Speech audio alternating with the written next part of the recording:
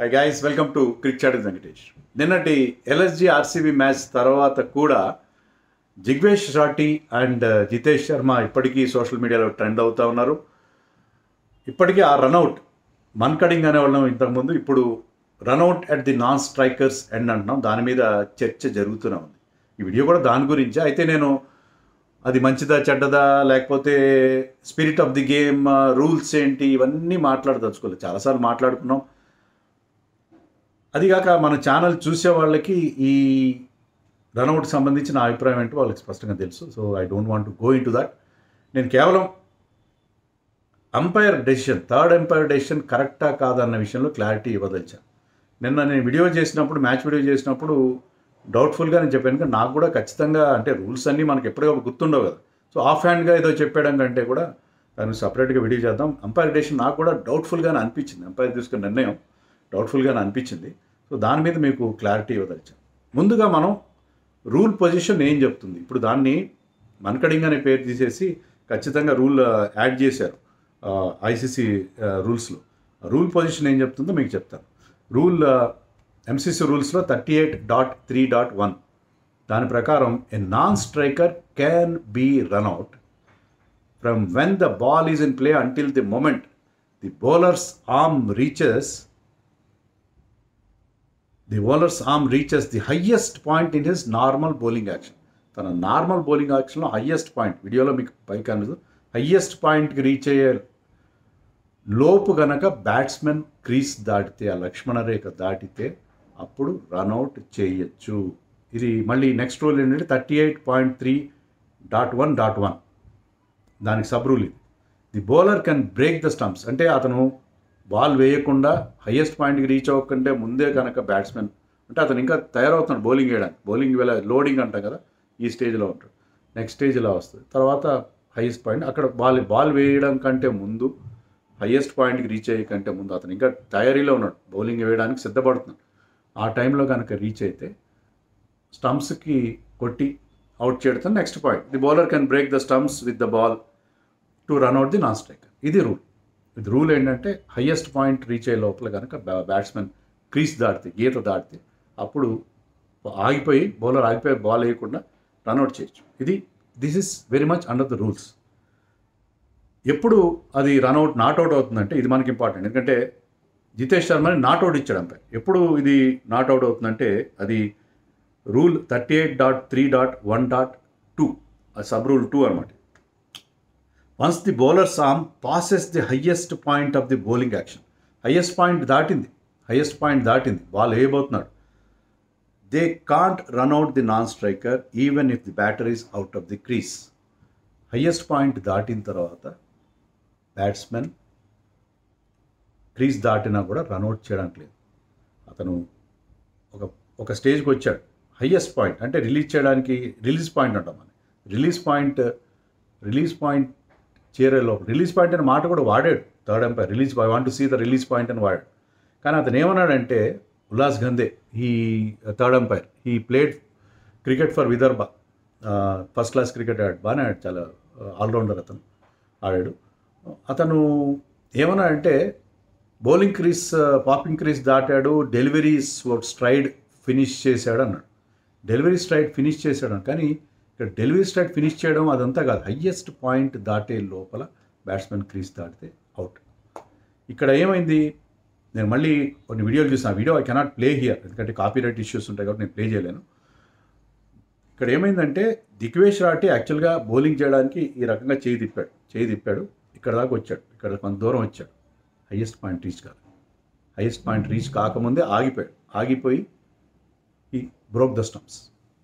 So rule ప్రకారం అది out, పక్కా out. ఎందుకంటే హయ్యెస్ట్ పాయింట్ రీచ్ కాలేదు, చెయ్యి ఇలా తిప్పాడు, కొంత దూరం వచ్చాడు, ఆగిపోయాడు. హయ్యెస్ట్ పాయింట్ రీచ్ అవ్వాలంటే ఇక్కడికి వెళ్ళకుండా అతను స్టంప్స్ బ్రేక్ చేశాడు. సో అది అవుట్. కానీ అంపైర్ అది పాపింగ్ క్రీజ్కి అసలు సంబంధం లేదు. క్రీజ్ దాటాడా, క్రీజ్ ఎవరికి సంబంధం, నాన్ స్ట్రైకర్కి సంబంధం, నాట్ ఫర్ బౌలర్ క్రీజ్ దాటాడు లేదని కాదు, అది నో బాల్ అయినా కావచ్చు, క్రీజ్ దాటి వేయడానికైనా. కానీ రిలీజ్ పాయింట్ అనేది important. Release point, highest point reach అయిన తర్వాత బ్యాట్స్మెన్ బయటకు వెళ్తే వేయకూడదని చెప్పి, సో అది అవుట్ యాక్చువల్గా. అవుట్ కానీ అంపైర్ నాట్అవుట్ ఇచ్చాడు. అంటే ఇదేదో నేనేదో జడ్జిగా మారి అంపైర్గా మారి చెప్తున్నది కాదు. I seen one video by Anil Chaudhary, retired international umpire. అతను కూడా ఇదే చెప్పాడు. అతను ఏంటంటే అంత గట్టిగా చెప్పలేదు, అది నాట్అవుట్ అది నా దృష్టిలో, కానీ అంపైర్ అలా ఇచ్చాడని చెప్పాడు. Interpretation, this is interpretation. Umpire ఆ విధంగా ఇంటర్ప్రిట్ చేసి third umpire, but interpretation looks very much wrong. మరి అది ఏమైనా అతను ఎందుకు అలా ఇచ్చాడు? అతను విదర్భే, మరి జితేష్ శర్మ విదర్భ, ఏదైనా వాళ్ళకి అండర్స్టాండింగ్ ఉందా, లేకపోతే తనకి ఆ రకంగా సాఫ్ట్గా అలాంటివి జరగవు. ఎందుకంటే ఎందుకు కాదంటున్నానంటే, ఎందుకు అతని ఇంటెగ్రిటీ నేను తప్పట్లేదంటే, తన స్టేట్కి చెందిన ఒక ప్లేయర్, తనకు నచ్చిన, తనకి బాగా పరిచయం ప్లేయర్ని రెస్క్యూ చేయడం కోసం తన కెరియర్ని అతను పణంగా పెట్టుకోడు. అతను ఇంటర్నేషనల్ అంపైర్ కూడా కాదు, డొమెస్టిక్ అంపైర్. కొన్ని మ్యాచ్లు అతను ఉమెన్స్ మ్యాచ్లు, ఇంటర్నేషనల్ మ్యాచ్లు చేశాడు. సో తన కెరియర్ చూసుకుంటారు, కానీ సరే జితేష్ శర్మ మనవాడు, నీ తినాలి మా తినాలి అని చెప్పి అతను తనకి చేసే పరిస్థితి ఉండదు, సాధారణంగా ఉండదు అని నేను అనుకుంటున్నాను. సో ఇంకా అదే లక్కీలీ ఇది ముంబై కాలేదు. ముంబైలో అయితే దీని మీద బోల్డన్ మీమ్స్ వస్తాయి. ముంబై మ్యాచ్ తర్వాత వచ్చిన మీమ్స్ ఎప్పుడు రావు. అంబానీ ఇది చేశాడు, అంబానీ మామ అంపైర్లు కొనేశాడు, ప్లేయర్స్ని కొనేశాడు, హాకీ వాళ్ళని, గ్రాఫిక్స్ వాళ్ళని కొనేశాడు, ఇలాంటివన్నీ వస్తాయి. సో ఇక్కడ పాప విజయ్ మాల్యా ట్వీట్ చేశాడు కంగ్రాచులేషన్స్, కానీ ఆ విజయ్ మాల్యా అక్కడి నుంచి అంపైర్లు కొనేస్తాడు అనుకోను. సో వాట్ ఎవర్, అదైతే అవుట్, కానీ నాట్అవుట్ ఇచ్చాడు. కానీ ఈ లోపల రిషబ్ పంత్ డిసైడ్ చేసుకున్నాడు అది ఆ రన్అట్ కోసం వెళ్ళకూడదని చెప్పి. సో ఒకవేళ థర్డ్ అంపైర్ అవుట్ ఇచ్చినా సరే రిషబ్ పంత్ దాన్ని విత్డ్రా చేసుకునే అవకాశం ఉంది. ఎప్పుడు కూడా అంపైర్ అవుట్ ఇచ్చినా సరే fielding captain, on field captain ఎవరైతే ఉంటారో అతను ఆ అప్పీల్ని విత్డ్రా చేసుకునే అవకాశం ఉంటుంది. విత్డ్రా చేసుకున్నాడు కాబట్టి, విత్డ్రా చేసుకున్న వెంటనే జితేష్ శర్మ కూడా అతనికి హగ్ చేసుకోవడం మనం చూసాం. సో దానివల్ల రిషబ్ పంత్కి చాలా మార్క్స్ పడ్డాయి, బ్రౌనీ పాయింట్స్ వచ్చినాయి. చాలామంది అతని స్పిరిట్ ఆఫ్ ది గేమ్ని మెచ్చుకున్నారు. కొంతమంది దాంట్లో కూడా కొన్ని విపరీత అర్థాలు తీస్తున్నారు. ఏంటంటే లేకపోతే శుభ్మన్ గిల్ టీమ్ క్వాలిఫైయర్ 1 ఆడేది, అందుకని he was trying to help RCB అని చెప్పి కూడా కొంతమంది. శుభ్మన్ గిల్కి అతని మధ్య క్యాప్టెన్స్ విషయంలో ఒక పోటీ ఉంది కదా, ఇలా రకరకాల అర్థాలు. అది అక్కడ కూడా నేను అదే చెప్తాను, ఏంటంటే రిషబ్ పంత్ యాక్చువల్గా రిస్క్ తీసుకున్నాడు. That decision would not have gone well with the bowler. ఎవరైతే దిగ్వేష్ రాటి చాలా క్యాప్టెన్ తను సపోర్ట్ చేయలేదని ఫీల్ అవుతాడో, ఈవెన్ వాళ్ళ ఓనర్ సంజీవ్ గోయింకా కూడా ఈ మ్యాచ్ మనకు గెలిచుండేవాళ్ళేమో, ఆ మ్యాచ్ ఎందుకు అలా చేసామని చెప్పి రిషబ్ పంత్ని మన ముందు తిట్టలేదు, లోపలికి తీసుకెళ్ళి బాగా క్లాస్ పీకుంటాడు.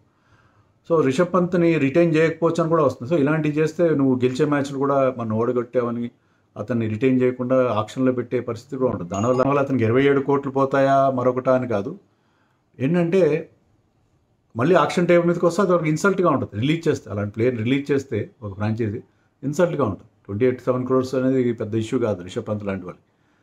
సో రిషబ్ పంత్ అలాంటి నిర్ణయం తీసుకుంటాడని నేను అనుకో, కేవలం ఏదో హెల్ప్ చేద్దామని చెప్పి. గతంలో రోహిత్ శర్మ కూడా చేశాడు షానకా విషయంలో. నేను దాని మీద ఒక వీడియో కూడా చేశాను. శ్రీలంక బ్యాట్స్మెన్ షానకాని బౌలర్ రన్అట్ చేసి మొహమ్మద్ షమి అనుకుంటా, ఇలాగే మన్కడింగ్ అవుట్ చేస్తే Rohit Sharma said no you play go on, ఎందుకంటే సెంచరీకి దగ్గరలో ఉన్నాడు, సెంచరీ చేయనిచ్చాడు. మన వాళ్ళని సెంచరీ మిస్ చేయడానికి శ్రీలంక వాళ్ళు చాలా మిస్టేక్ ప్లే చేశారు అనేక సందర్భాల్లో. అయినా కూడా రోహిత్ శర్మ ఆ పెద్ద మనసుతో అలా చేయడం అనేది మనం చూసాం. That is Rohit Sharma's character of course. So అంటే నేనేదో స్పిరిట్ ఆఫ్ ది గేమ్ని వీళ్ళు అప్హోల్డ్ చేస్తున్నారు, అదే ముఖ్యం అనేది ఆ డిస్కషన్లోకి వెళ్ళదలుచుకోలేదు. ఎందుకంటే ఇది చెట్టు ముందా విత్తు ముందా అని చెప్పి చాలా పెద్ద discussion. I'm not going to that, I don't believe in doing that. But ఇది దిగ్వేష్ రాటి విషయంలో నాకు చాలా సీరియస్ కంప్లైంట్ అయితే ఉన్నది. ఎందుకంటే ఈ దిగ్వేష్ రాటి ఓకే, అతన్ని ఆ నోట్బుక్ సెలబ్రేషన్ మీద 3 సార్లు ఫైన్ పడ్డది, ఒక మ్యాచ్ మిస్ అయ్యాడు, అయినా మానలేదు. నిన్న గ్రౌండ్లో చేస్తున్నాడు. జితేష్ శర్మ ముందు ఒక నోబాల్కి అవుట్ అయినప్పుడు గ్రౌండ్లో సైన్ చేస్తున్నాడు. అంటే సైన్ చేయకపోతే నీ వికెట్లు రావా? అంటే ఎన్నిసార్లు నీకు ఎన్ని శిక్షలు పడినా సరే అదే కంటిన్యూ, అంటే అది పొగరబోతుతనం అతని దగ్గర చాలా ఉంది. ఈ రన్అట్ చేయడం విషయంలో అది అతని నిర్ణయం. ఓకే, దీని గురించి కూడా ఒక వెర్షన్ ఉంది, అదేంటంటే అది కూడా సోషల్ మీడియాలో పోస్ట్ చేశారు. ఆగిపోయాడు, ఒక్క స్టెప్ ముందుకెళ్ళాడు. అంటే ఇప్పుడు కోచెస్ చెప్తారు నాన్ స్ట్రైకర్ ఎండ్లో ఉండే బ్యాట్స్మెన్ ఎప్పుడు కూడా టేక్ ఏ స్టార్ట్ తీసుకో అని చెప్తారు. స్టార్ట్ తీసుకుని ఆ మొమెంటం కంటిన్యూ చేయి, నువ్వు దానివల్ల ఏంటంటే తొందరగా రన్ ప్రూవ్ చేస్తావు. నాన్ స్ట్రైకర్ లోపల నుంచి వెళ్ళి స్టార్ట్ తీసుకుంటాడు. సో ఆ స్టార్ట్ తీసుకున్నప్పుడు జితేష్ శర్మ కూడా అలాగే స్టార్ట్ తీసుకుని ముందుకు వెళ్తున్నాడు. సో బౌలర్ సగం బౌలింగ్ చేయడానికి వచ్చేసరికి అతను కూడా కొంచెం ముందుకు వచ్చాడు. కానీ ఇక్కడ ఆగిపోయి అతన్ని దాటనిచ్చి రన్అట్ చేశాడన్న వెర్షన్ కూడా ఉంది. అది మనకి బౌలర్ని రీప్లేస్ చూస్తే తప్ప తెలియదు. ఆ రకంగా కూడా కొంత ఫీల్ అవుతుంది. సో రకరకాల ఊహాగానాలు, రకరకాల వెర్షన్స్, రకరకాల యాంగిల్స్ వస్తాయి దీనిలో. అవన్నీ కూడా నేను డిస్కస్ చేయట్లేదు. కేవలం ఈ వీడియోలో నేను చెప్పేది ఏంటంటే ఆ రన్అట్ విషయంలో అంపైర్ తీసుకున్నది కరెక్ట్ డిసిషన్ కాదని అంపైర్ని పాయింట్అవుట్ చేయడం కూడా కాదు.